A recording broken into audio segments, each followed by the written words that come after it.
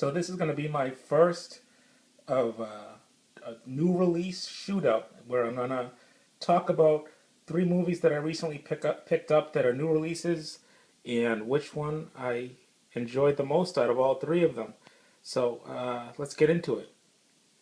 Um, I was very lucky to find these three movies for pretty cheap online used, and I think I paid. I think the most expensive one was like $12.99. The rest of them were like $10. So they were all good buys, but I recently sat down, watched all three of them, and I'm gonna tell you which one I enjoy the most. So first up, we got Machete Kills, which wasn't released with a lot of fanfare last fall. It sort of like snuck under the radar, I thought. I didn't get to see this one in theaters. It wasn't. It kind of was a blur. It just went and it was gone. It got squashed by something. I don't know what. But yeah, it's Danny Trejo's back. Robert Rodriguez directing, and it also has an amazing cast. Michelle Rodriguez, the very beautiful Sofia Vergara, Amber Heard. It has I don't know who this guy is, Damien Bichia, and it has Charlie Sheen is playing the president of the United States. So you're basically getting, you know, a great cast. Everyone's in on it. Mel Gibson has an awesome performance as a villain, like the big boss in this, and it also even stars that you can kind of see her. What's her name? Lady Gaga has an awesome role in this. So this one, it's just tons of fun. Next is obviously You're Next. And yeah, this was a slasher film from last year that got a lot of hype, about a home invasion during a family dinner and with three masked guys in these animal masks. And yeah, it did have some very cool gore. It had some great tense scenes. And yeah, it was one of the better horror movies of last year. I don't think it was the best, but it does rank up there as a pretty good slasher, and with a great performance by the Australian actress in this. I forget her name now. Let me see if it's on the back here. I think it's Sharni Vincent. Can't really pronounce it. And then the one I just got finished watching, Bad Grandpa, unrated.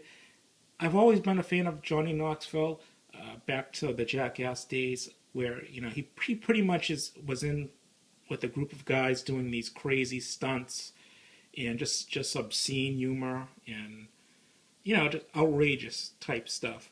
And in this movie, he takes his character of Bad Grandpa, in old makeup, and tries to basically fool a bunch of people, cross country on a road trip into thinking, he's an old man and getting hurt and getting himself in awful situations and, just doing some crazy, outrageous stuff.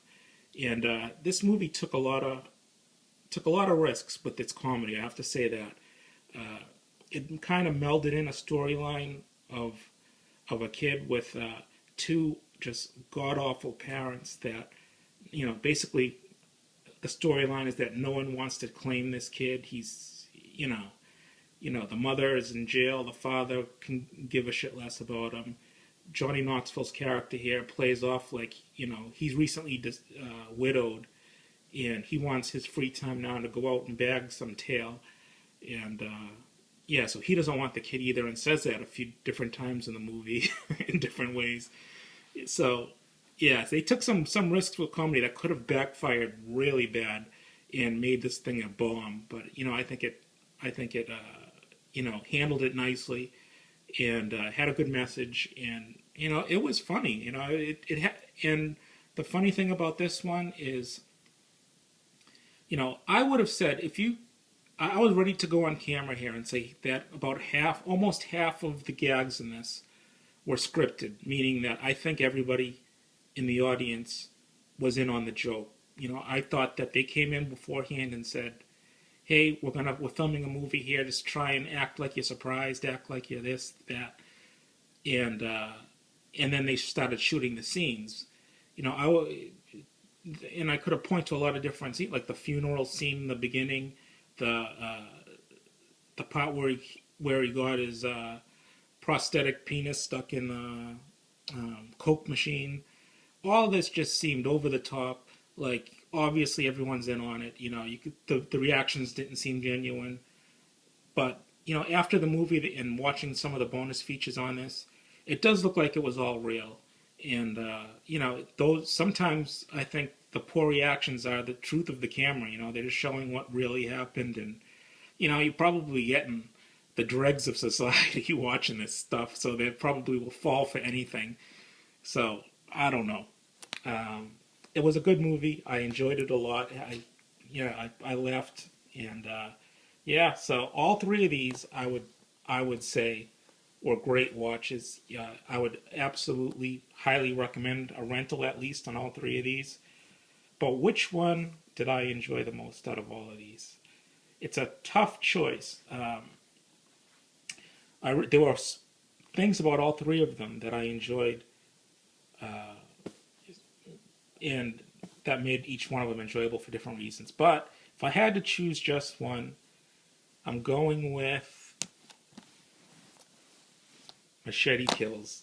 Guys, this thing was just a blast from start to finish. Not to take anything away from the other two movies, but this one, I believe, has the most replay value.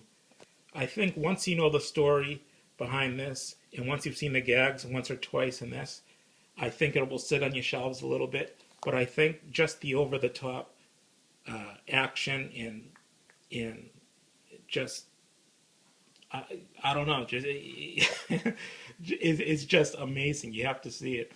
The performances, the stars that are in this one, some of the gags, some of the the explosiveness of it. It has to be seen. I watched this last night and I wanted to watch it again as soon as I turned it off. It is almost as good as the first Machete. Not quite as good, but a lot better of a sequel, in my opinion, than it could have been. And if the fake trailer at the end of Machete in Space ever comes to fruition, I think it's going to be amazing because it looked absolutely awesome, like a Star Wars ripoff. And yeah, it's kind of funny because both two of my favorite movies are Machete and Hobo with the Shotgun, which were both fake trailers in the Grindhouse movie. So, you know, I guess that's my favorite genre or what I what I like. But yeah, I really enjoyed this. My only complaint about Machete Kills would be the editing. I thought that whoever edited this, they kind of made what's his name here, Danny Trejo, look a little old. They kind of lingered on shots of him walking and fighting where they could have cut the editing a little bit, cut the scenes to make things look faster, sort of like they do with Arnold Schwarzenegger and Stallone nowadays. To not make them show the speed at which they're doing things, because it kind of, in my opinion, it kind of took away a little bit from the scenes. But I thought this had just amazing additions to the Machete franchise. I mean, Sofia Vergara right there she has this metal bra that shoots it shoots knives, it shoots like machine gun rounds out of it. You have Michelle Rodriguez back with guns and just her tough fighting style, and you got Lady Gaga, who was one of the 4 people who played the Chameleon in this, which was one of the greatest villains I've ever seen.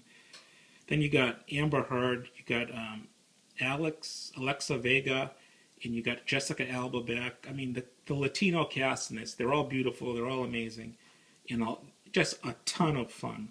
So Machete Kills is going to win this round. Hope you guys enjoyed this shootout. Let me know what you guys thought was your favorite out of the 3. And yeah, talk to you soon.